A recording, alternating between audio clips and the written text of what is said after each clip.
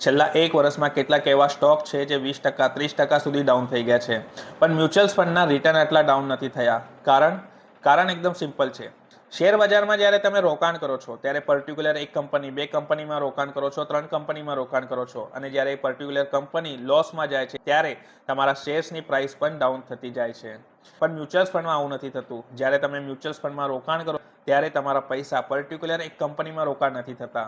50, 100, 200 કંપનીમાં જ તમારા પૈસા રોકાણ થાય છે, જેથી કરીને તમારું રિસ્ક જે છે એ ડાયવર્સિફાઈ થઈ જાય છે, જેમાં રિસ્ક ઓછું હોય છે અને રિટર્ન એવરેજ તમને મળતું હોય છે. શેર બજારમાં પૈસા કમાવા માટે તમારી પાસે નોલેજ હોવું જોઈએ, ટાઈમ હોવું જોઈએ, પેશન્સ હોવું જોઈએ, અને ઘણા બધા લોકો પાસે આ બાબત હોતી નથી.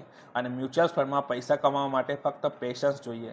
જો તમે પેશન્સ રાખો છો, લોંગ ટર્મ માટે 5 વર્ષથી ઉપરના સમયગાળા માટે મ્યુચ્યુઅલ ફંડમાં પૈસા રોકાણ કરો છો, તો તમને એક સારી રિટર્ન્સ મળવાની શક્યતા ખૂબ જ વધી જાય છે.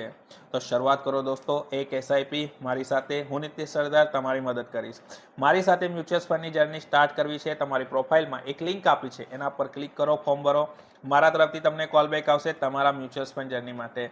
એના પહેલાં આ રીલ્સને લાઇક, ફોલો એન્ડ શેર કરવાનું ના ભૂલતા. Thank you.